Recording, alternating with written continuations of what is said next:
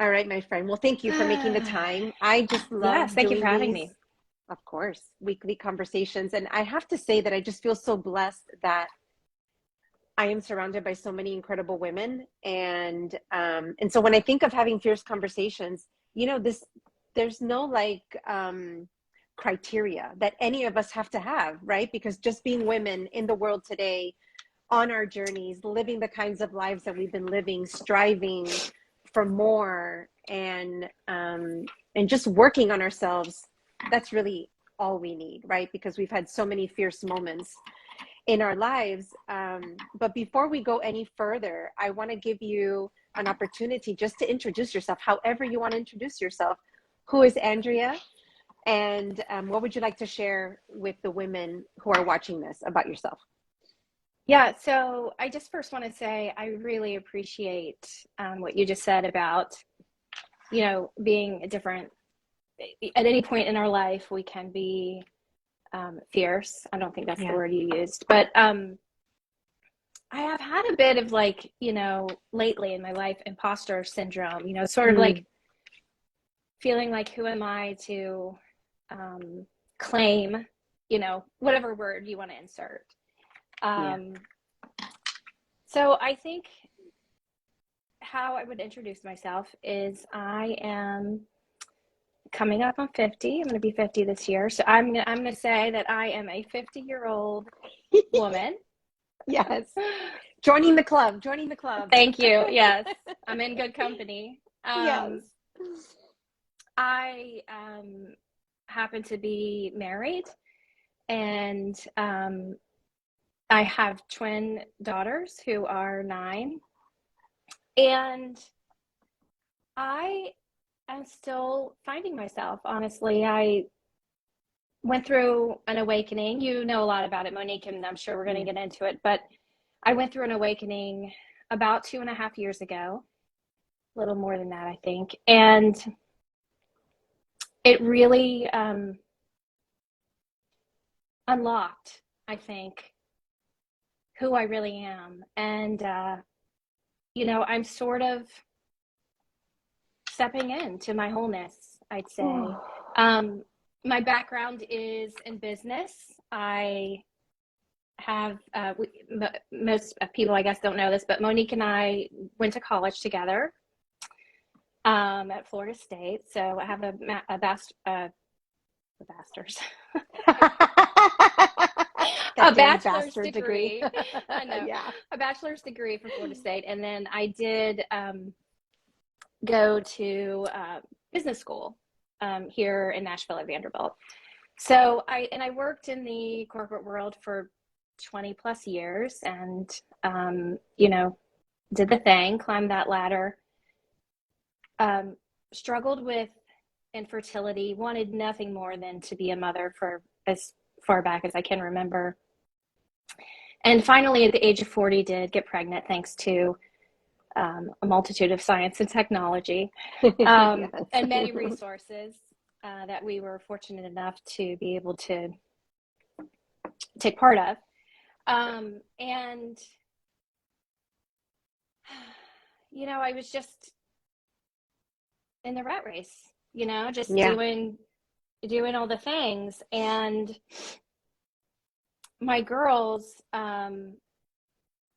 reached the age of about 3. And what I now know is that my history with childhood sexual abuse started at that age, at 3. Mm. And so what they say about the body keeping the score is so, so true. And what happened was my body began to, it's like, I was thinking about it this morning. Brene Brown has a podcast that's called Unlocking Us. And I've never heard her talk about why she titled it that. So, but I was thinking about how apt that description was for me and my story. And I think, the key was always there. Mm. But it just took divine timing and life circumstances to for me to find that key and unlock it. unlock Yeah. myself, unlock my brain and all of the thoughts and memories and ideas that I had there that I was not even conscious about, not even aware of. Yeah. And so I've just been on this journey of really just getting back to my actually the little girl that lives inside of me, Yes. that was, as it turns out, the true hero in the story, in my story. Yeah, Wow. so I'm just trying to find her. Sorry.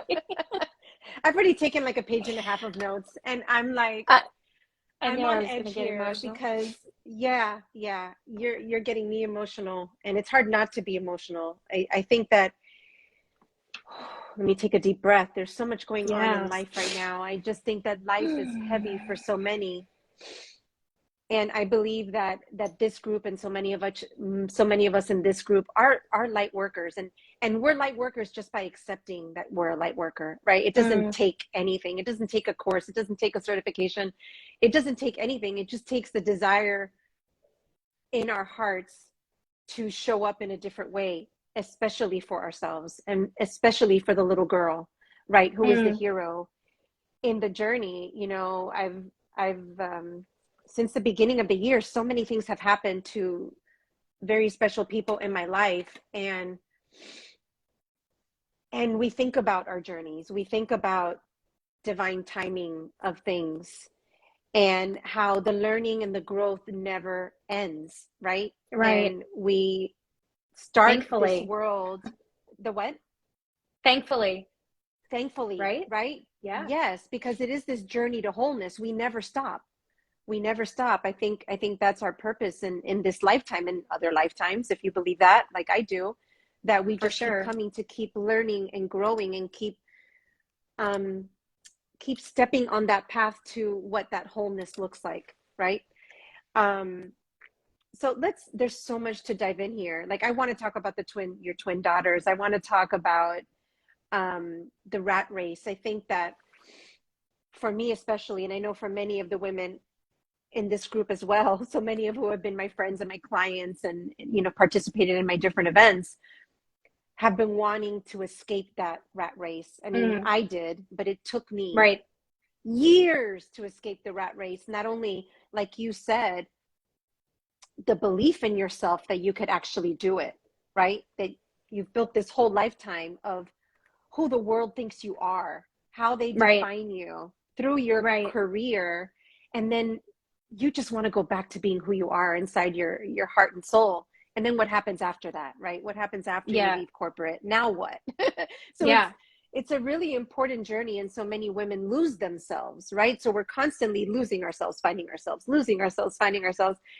And hopefully we get to a place of freedom and of balance and of true authenticity, that we can ride that wave without ever losing ourselves, right? And that's kind of the journey of the work that I love doing with people. It's like, how Or can we just find that flow, right? yeah, or at least not getting too far from ourselves, because I wonder if it's really possible to not ever lose yourself. Yes. But I think if you can just keep that distance, Yes. a bubble, Yeah. a safety bubble.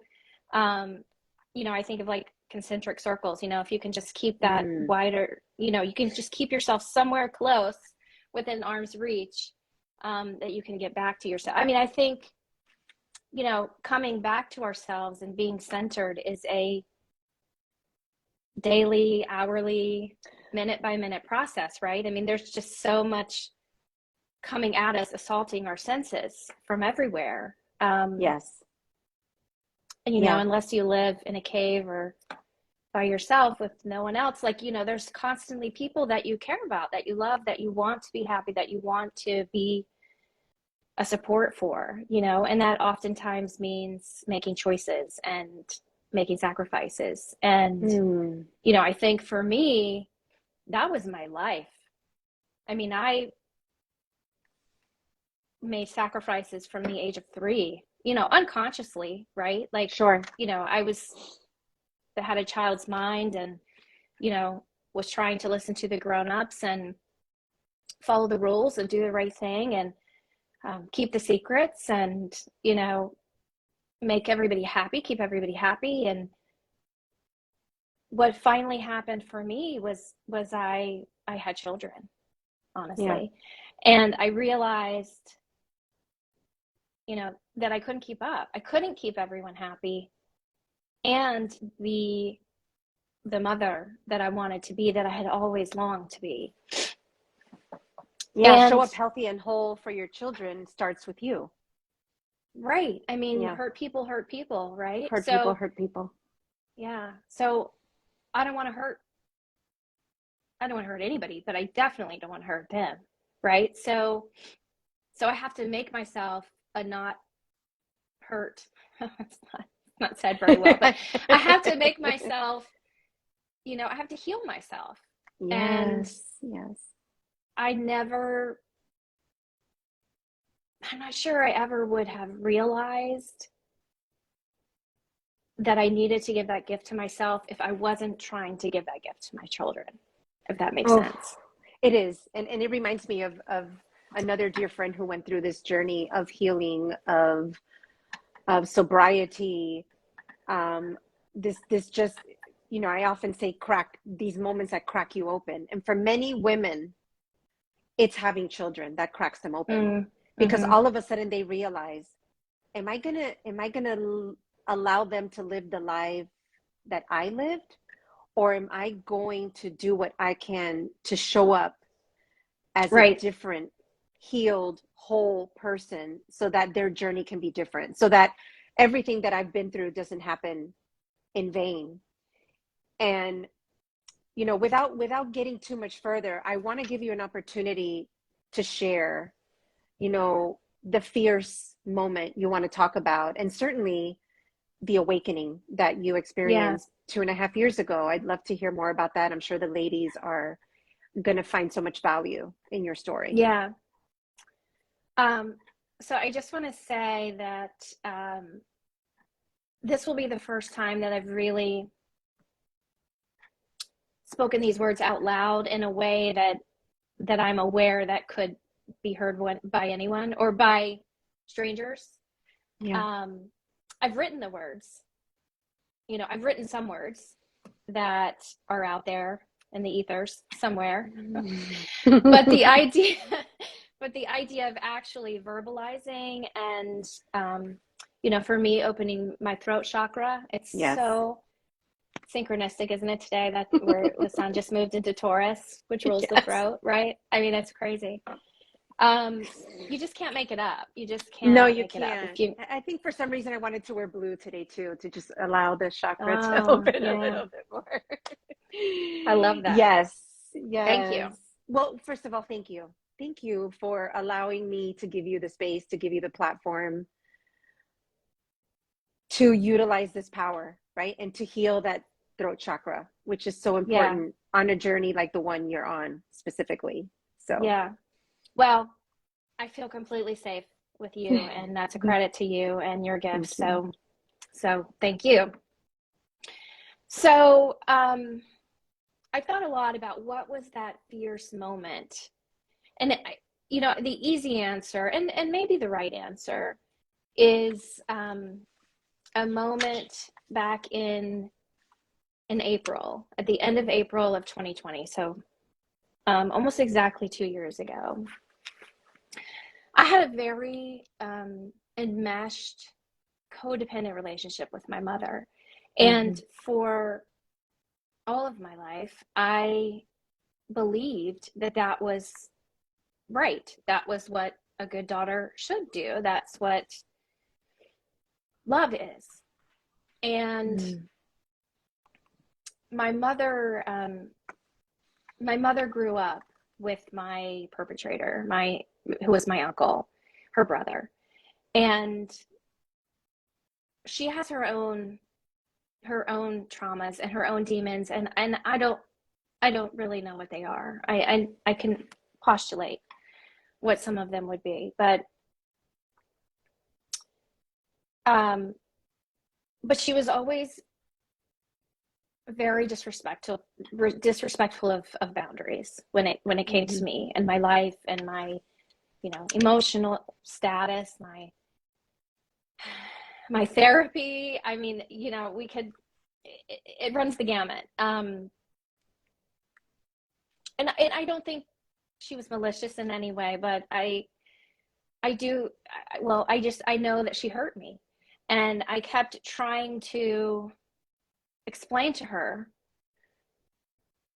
what was painful and what was hurting me, and that I didn't feel it was appropriate for her to email my husband behind my back to tell him that she thinks I'm losing my mind and I need help and I might leave my children, and just very dramatic, over the top, not at all reflective of any conversation we'd had. And there was just a pattern of this Yeah. I mean, I was 47 at the time, so over 47 years that I mean, I wasn't really shocked when I saw the email that she wrote to him, and that's sad. And I said to him, and I knew if I said it out loud that I would have to do it. Yeah. I said to him, this is it. I have told her that I need space. I made it abundantly clear. If she crosses the boundary, if she crosses the line one more time, I will block her. And when I said it, I really didn't know if I could do it. Yeah. But I knew if I put it out there that and I made myself accountable to him, that I would make myself do it. So that's what happened. She crossed the boundary, as she was accustomed to doing, and I did it. Wow. I went on my phone and I blocked my mother. I blocked my mother.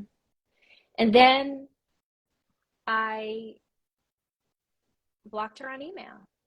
She crossed the crossed the boundary again, right? She crossed a boundary again, and I just, my bad. I didn't think about blocking her on email. But so what I did was, I shouldn't put it in terms of blocking my mother. What I did was I chose myself. I chose not to abandon myself in favor of her anymore. And that's so important, because I guarantee, whether the individuals who are live with us right now or who review it afterward, a big sign of things that we need to maybe open ourselves up to perspective, being willing to look at things in a different way. And if we feel a button has been pressed for ourselves, that's something to look into, right? So I know for a fact that some of the individuals watching this today, when they hear you say, I blocked my mother, they're going to feel it in their bodies. They're going to feel like, oh my God, what did you just do?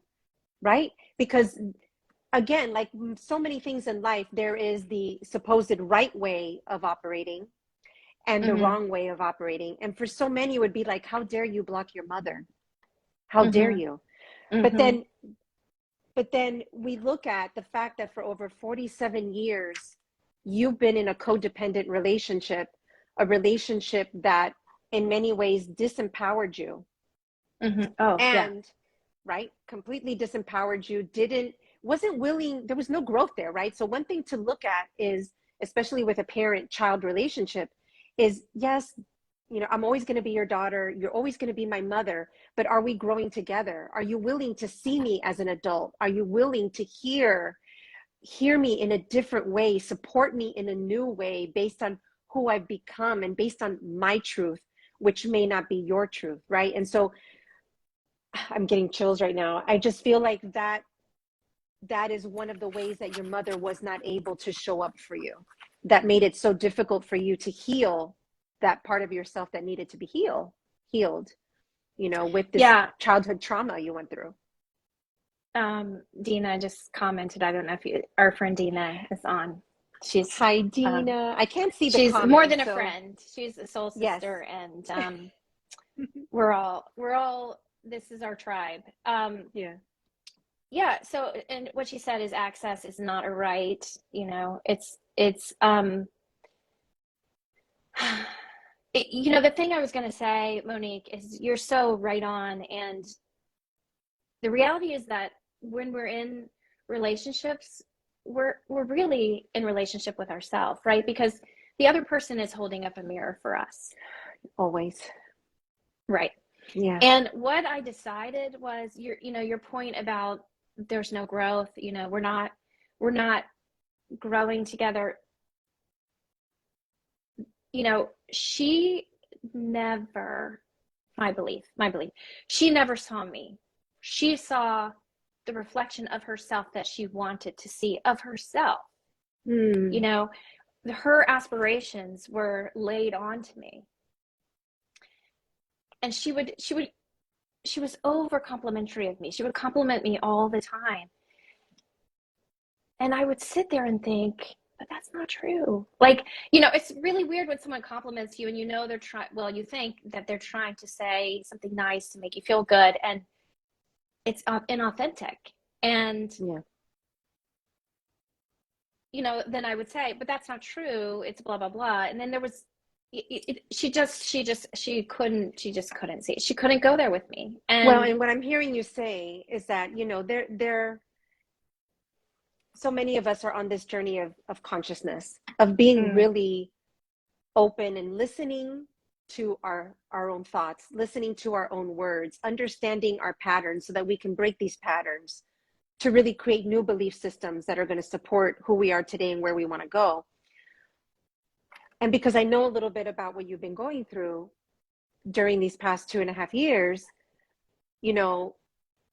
what I understand is that your mom is not on that conscious journey, right? Right. She is still in that place where she's not seeing her patterns. She's not hearing her words. She's not understanding her thoughts. She is still back in that place where you're the little girl and she's the mom. And because of her own stuff, we all have our own stuff and her own hurts, what she has been speaking to you and saying to you, whether it's through complimentary things or not, she's really saying those things to herself, right? She wants to hear those things for herself. Right. And it's really difficult when in any relationship, whether it's mom, whether it's spouse, whether it's sibling, colleague, business partner, when one of us is really on that conscious growth train and the other isn't, it's so very difficult to operate together in that same space and continue growing. And eventually it does become the type of conversation where, am I going to stay in this relationship and still give it so much energy? Or am I going to create a boundary that's going to support me? And as a fierce woman, man, person, Spirit, thank you. Am I willing to put myself first and love myself enough to make that really difficult decision that I know is going to hurt someone that I love? Yeah. And yes, all of that. I think I want to describe this because this is so salient to me. I have always, as far as I can remember, had this feeling of being in my mother's clutches. Like she's holding so tight to me that she's digging her nails in. She's so stuck in the clutching that she's so scared of the growth.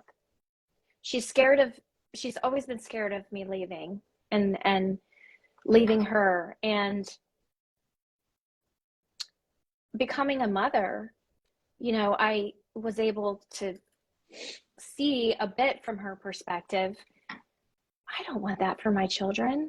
I don't want them to feel that they owe me anything, that they, of course I want them to want to be with me, but if they don't, that's okay. That's, I want them to grow and love and experience, and, they have a different path than I do. Yeah. And I'm grateful for that. I imagine they'll do bigger and better things. And thank God, right? Or thank Goddess, or thank the universe, or Yes. however you want to say that, like. That reminds me of a story that I saw today, a reel, I should say, on Instagram from, again, a dear friend of mine who is a parenting expert. And she was talking about how as parents we try to clutch, right? And we try to control everything that our children experience, who they are, who they become, because of the fear that we're born with, uh, rather the fear that we begin to feel the minute they're born. It's like the oh shit Right, moment, like, oh shit, now right, what? I have to right. protect these kids, I have to helicopter these kids. And yet these kids really are here. We're here to bring them into the world, and yes, to guide them and to instill whatever values and beliefs that we feel are right for them. But at some point, they're going to go through their own experiences. They're going to have their own beliefs. They're going to, live their own little life outside of us. That's going to make them who they become. And it may be nothing similar to what we desired or what we expected. And ultimately we're here to raise them and release them, and that's very hard for parents to do. Yeah. And what I've just keeps coming back to me in my journey is the children are really the wise ones. They're really Yeah. much wiser than we are. They haven't been socialized to abandon themselves, or, to, have carry the shame, or, Yeah. carry the self-deprecation, that's all taught to us. I mean, we all pick that up in socialization. And honestly, like, I mean, that's my fight and my journey now, is to get back to that, that Yeah. child. Okay, It's so modeled for me every day. I I think want to you're be them.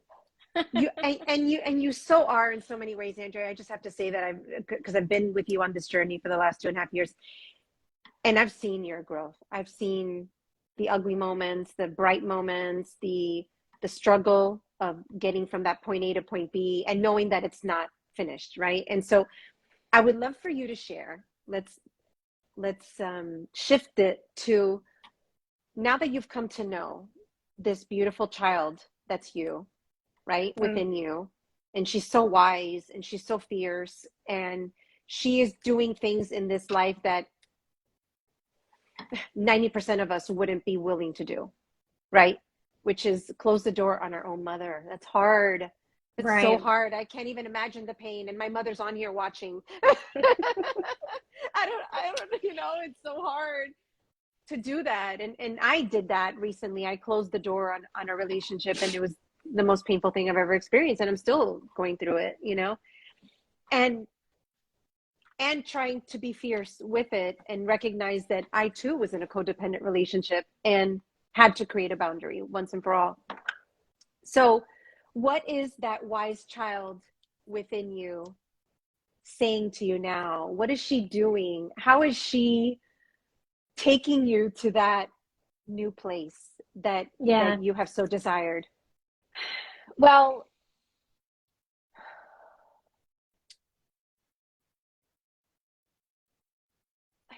I'm not sure my answer is that great, but There's no definition. I'm I'm not, gonna go with it. you know me. I'm still, it's still a fight Yeah. to allow that childlike curiosity, creativity, jubilation, play. All of that was dangerous for me. Yeah. It was dangerous to let my guard down. And so my mind still fights that that feeling. And it feels contrived, it feels fake, it feels silly. So I have a really hard time getting there. I really do. I think the most important work I've done in this 2.5 years in this journey. And I'd just like to add that I've been doing work my whole life. I've been in therapy for most of my adult life, even some as a child. And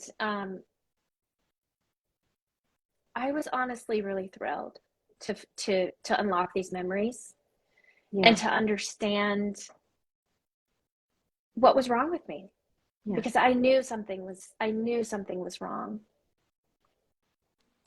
But I couldn't, just couldn't figure it out. It happened in divine timing, as you said, when it needed to happen, when your soul was ready to do the work, the hard work, and to make some tough decisions, which you have. Yeah. So I fight it.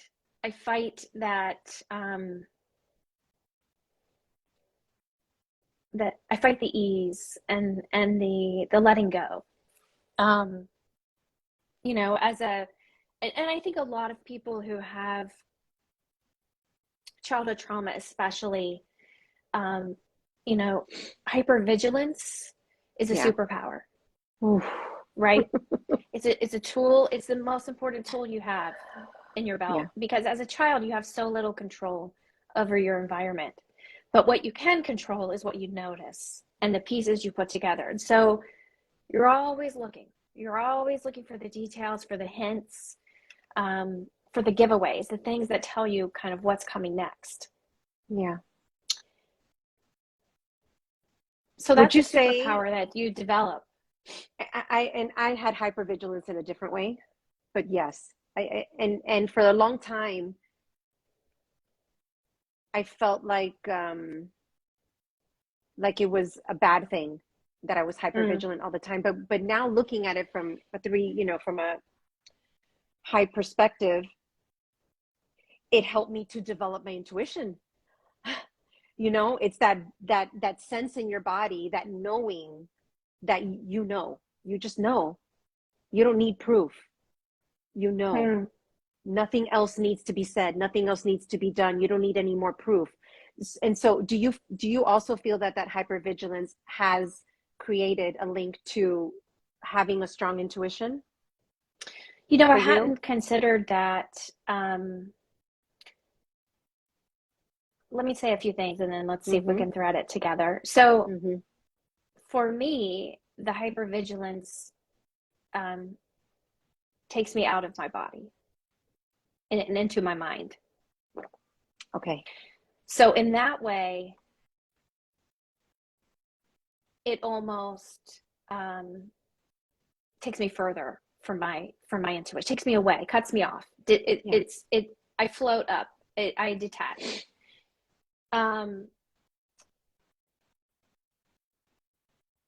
But what I will say is that what I have learned is that I pieced these things together from a cranial perspective, from a thought, this, then that, then this, and those things are connected.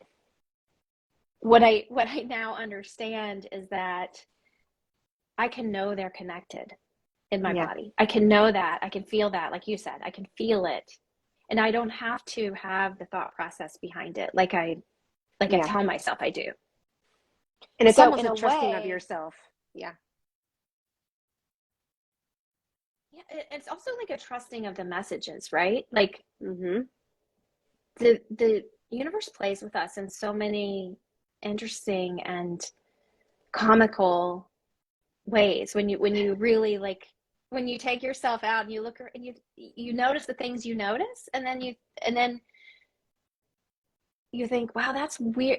Why did I just glanced over there? What made me just glance over there? I glanced over there and I saw this, and it was a message, in an instant. And this is where spirituality comes into play, right? And I would dare to say that the child in you, that's one of the ways that she's playing now. She's playing with co-creation, with I don't have to know everything. I don't have to do everything. The support's going to show up for me. And sometimes in the most fun, ridiculous, because we've had so many of these conversations in our women's group, right? Where it's like, let me tell you about the signs that showed up today.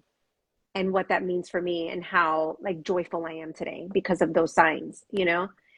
And so I love hearing that, because for me, that's affirmation of the playfulness of your spirit and the child Mm. within you that you're willing, you know, to work with today.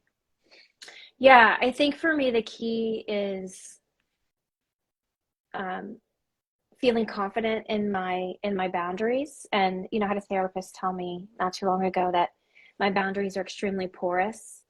You know, there's just a lot that gets through. And um, you know, I think feeling like I have strong, reliable, dependable boundaries, um, that's what gives me more joy. And it allows me to relax, allows my body to relax. You know, I didn't know I've had so many, like, quote, small yet chronic health issues Mm-hmm. since, I mean, since I was a child. And, you know, having understood more about the sexual trauma and, you know, how I just hold my body, I'm on So, guard you know, it's so tight. interesting. I'm looking at your human design because as we've been talking and talking about like the brain, the mind, and feeling ungrounded, right? So it sounds like grounding is super important to you. Feeling it in your body, like having that sense of security is a huge part of your Yes. healing, you know? And your human design is, first of all, for some of us, our crown and our third eye chakras are wide open, meaning that it's not our strength. Our mind is brilliant, right? We receive information from everything and everyone, and we're highly influenced by all of these ideas and all of this information that our mind takes on. But being able to just focus on one or two things that are going to help us and then concretely work with that is where anyone with an open, you know, head and anja center have a lot of work to do. Yours Hmm. are defined, which means Mm-hmm. that makes so much sense that you start here. But it's through that you're able to say, okay, I'm going to hone in on this piece of information that just fell in, and I'm going to work with that, right? Your root chakra, which is the ultimate sense of safety, is open in your human Mm-hmm. design. And that's where the work is, right? Yeah. So, but again, I'm so happy to hear that you are recognizing that it's really the groundedness in your body. Your mind's got it. I mean, your mind has the gift, you know. Now it's the other work, which is really feeling it in your body and trusting your body and grounding, um, and little by little releasing that fear that has Yeah. been wound up in you, you know, Yeah. and Yeah. hidden all Fears this of time. is a huge theme for me. And Mm-hmm. I do appreciate the human design. I don't know as much about it as I do about astrology. But, you know, certainly from an astrological perspective, you know, I have a second house moon, and so that's all about needing safety and security. Yeah. Um, and I am a Scorpio rising, which is all about working with fear, you know, and the underworld and the darkness. And, Mm. you know, the cracks, you mentioned crack earlier. And, you know, cracks oftentimes have like a negative connotation, but I read recently, you know, crack is just how the light gets in. And I thought Absolutely. that's, It's an you know, opening, it's my an friend, awakening, right? And we have all yes, these little awakenings if we're it's paying like the attention. caterpillar, you know, the butterfly coming out of the cocoon. Um, So I not to yeah, rush us, but yeah, these conversations are taking longer and longer, which is what I want because it's so difficult to really go deep and pull the jewels in just 30 minutes. So I'm allowing myself and I'm allowing us and every future guest to like take longer. So thank you for being here all this time. I want to move the conversation a little bit further, you know, yeah, into um, you talked earlier about creating that safety bubble for yourself, right? And and for me, I see that as creating our sacred space, our sacred rituals. And it's probably, in my opinion, one of the best ways that we can put ourselves first, right? We get to define what that is. We get to define what tools we use, how we do it. There's no right or wrong to any of it. We get to define it. But it begins by really just knowing who we are, in and out, and actualizing ourselves, our gifts, our talents, and really even understanding our weaknesses that can take us to places that can keep us in this kind of rat race and wheel of not growing and not being conscious. So I would love, because we're both astrologers, for those of you out there, we studied together.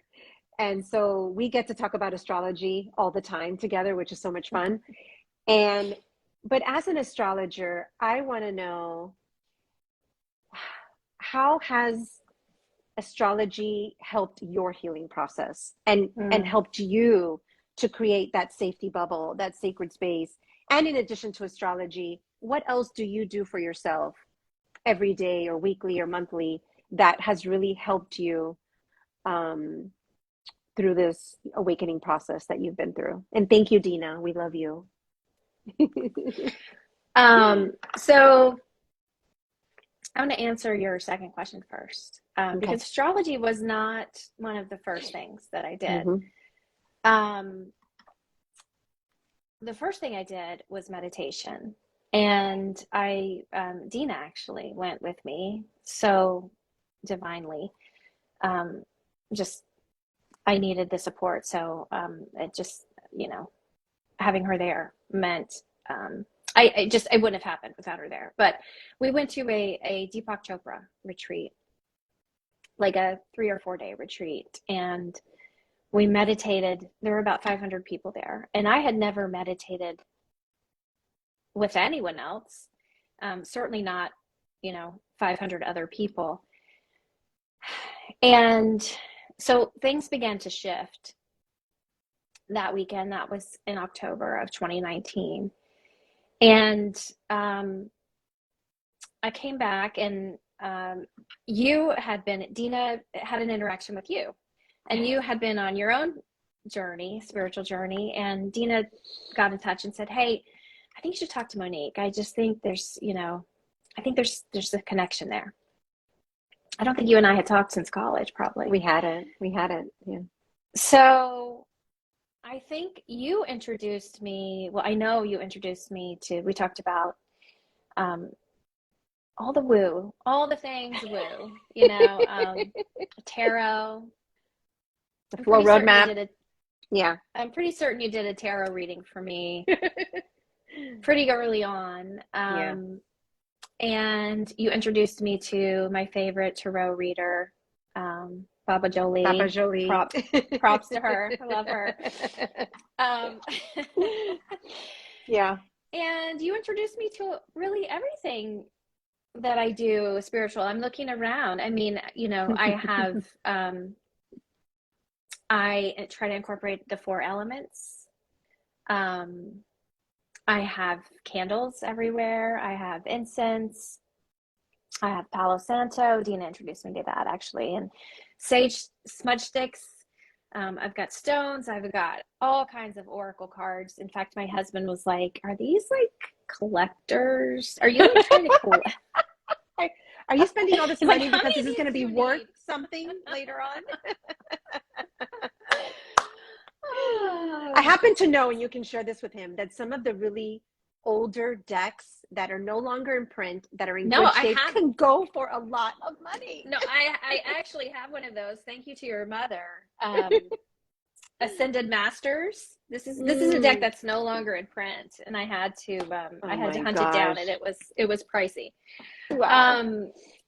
So yeah. So the other thing I do, which I love, which you introduced me to, is I collect bird feathers. I enjoy walking outside, and I don't even know how it came up in the conversation. You might have been sharing that you found a bird feather on your walk. I remember the conversation. Tell us. I was so blessed that for, talking about signs and symbols, when I would go on my nature walks every day and speak to spirit, that's how I pray, is just talking to spirit as I'm walking. And I always ask for signs. And for that particular year, it was always feathers. They would just kept Mm. showing up. And so part of the journey was, and I think you said, well, how do you find the feathers? And I said, I don't find them. They find me. And that is the truth, right? And so I ended up finding all of these different types of feathers. And of course, it didn't end there. For me, it's always, okay, well, what bird is this? And what does that bird Right. represent? And let's look up the meaning. And we even played further. And I shared with all of you that one morning I woke up and I asked the universe to send me a hawk. Yeah. And that week, this glorious falcon showed up on my balcony and stayed with me for 3 hours. It was the most incredible experience. But this is how we play with spirit in the universe, and understand. Oh, Jess, you collect feathers too. Yeah, so you should see our collection. We both have an extraordinary collection, and I'm a little jealous because Andrea now has several cardinal feathers, which have I see them every day, but I still haven't gotten a cardinal feather. It's one of my favorite birds because it represents my grandparents. But I'm getting close because I got a red parrot feather. You got that red parrot. Yeah. Yeah. So we're getting closer and closer. But my I'm sorry, feather I collection's took you off on a bit, tangent here. No, it's a little bit out of control at this point, but Yes, look at this. I have a Wow. Kentucky bowl that I've got to do something else. But yes, I have all kinds of feathers, and here is a cardinal feather, a female cardinal, because so the female cardinals are not red. They're gray with red accents. Wow. But yeah, you were right. The first one I found, it's back there in the case, but it was a red tail hawk. Yes. Tail feather, remember? I couldn't believe it because it's big. It's about this big. And I couldn't believe, I was like, it was just right there on the road that people, lots of people drive on, and it was raining and I was walking the dog, and I was like, oh my gosh, she's right. They do just find you. And you gotta kind of ask for it. You gotta kind of play with the universe. The universe wants to play with us. Life can be hard, and it will be hard. Let's not joke around about that, right? But if we can make it light and just understand, right? Make it light. To your point about like asking for it, I think this has been such a big lesson for me. I had a psychic reading kind of early on, and she said, you're too humble.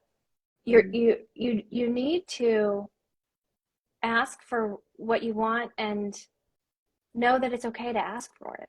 And because in my mind it's like, well, that's making a demand, and I'm so accustomed to not making demands and just dealing with what shows up, and just dealing with just going with the flow.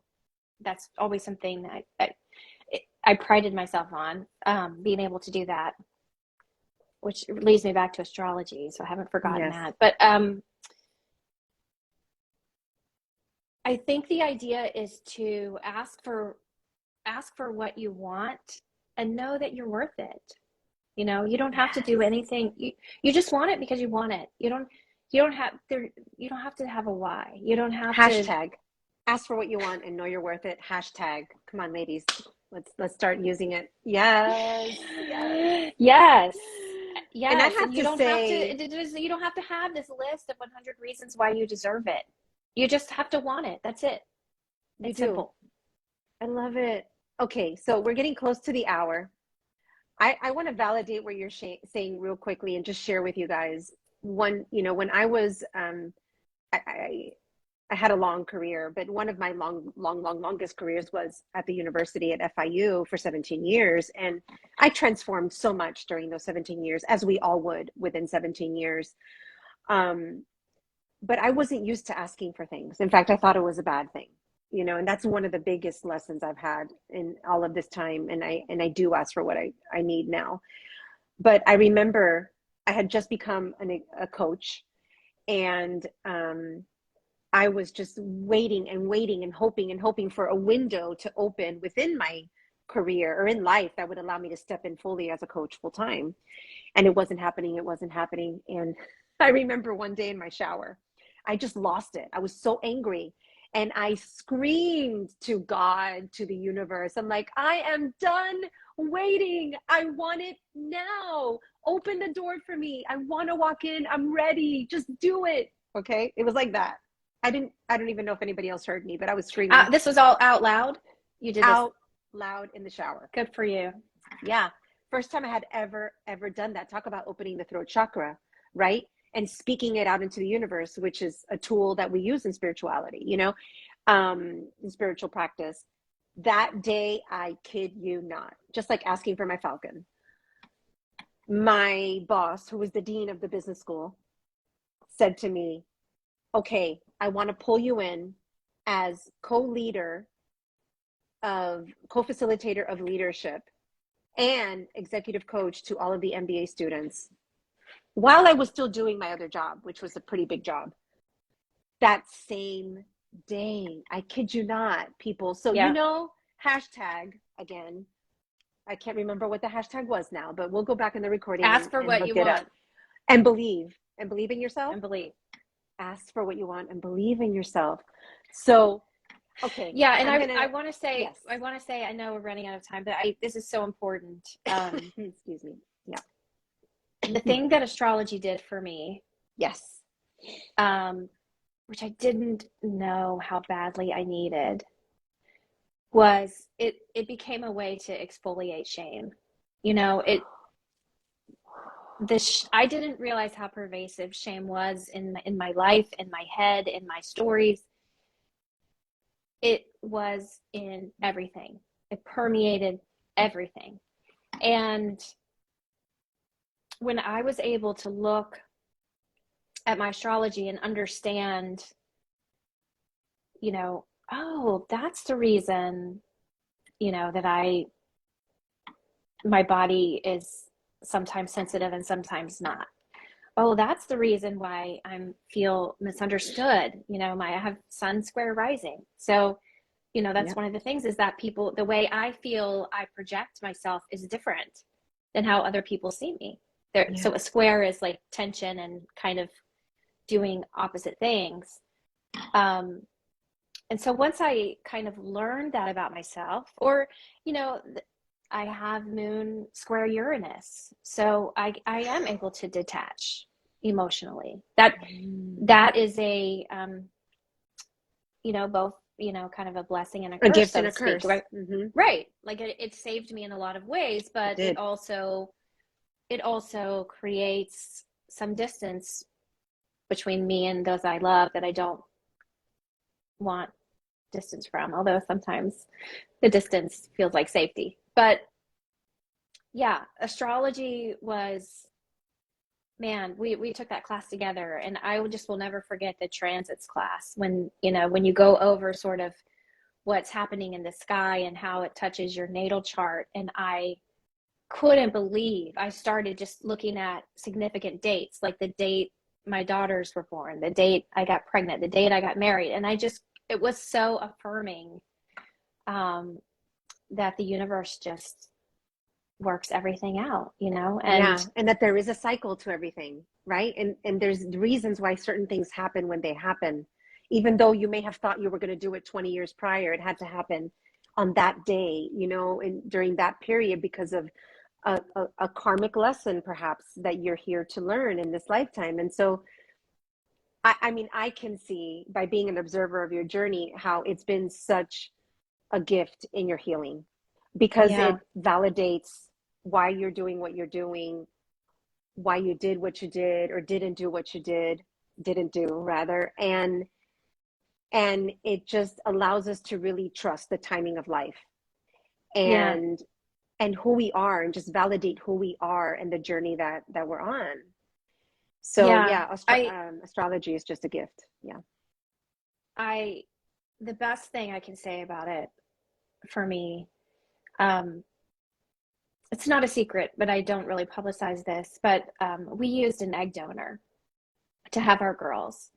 And so what that means is that another woman was involved who donated her eggs, and then a lab, an embryologist, put together her eggs and my husband's sperm, and embryos grew, and then those embryos were transferred to me, and so I carried them and gave birth. But there's an insecurity around, are they really mine? Because technically we don't share DNA. Even though science has, evolved, and there's epigenetics, and epigenetics does talk about the idea of the carrier really turning on or turning off certain genes. So there is some science behind it, but all of that to say, when I looked at my children's charts compared to mine, it's so clear that they are of me, Yes. They chose you. They chose you. They did. And it's the same with my husband. When I look at his chart and theirs, it's just so clear that we were all meant to be together. And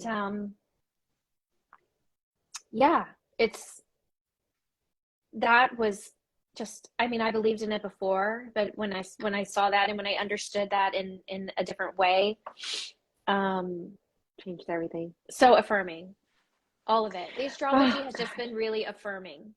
Yes. And when I give a reading, I can tell what is so healing for me is when they understand that they're supposed to be this way. That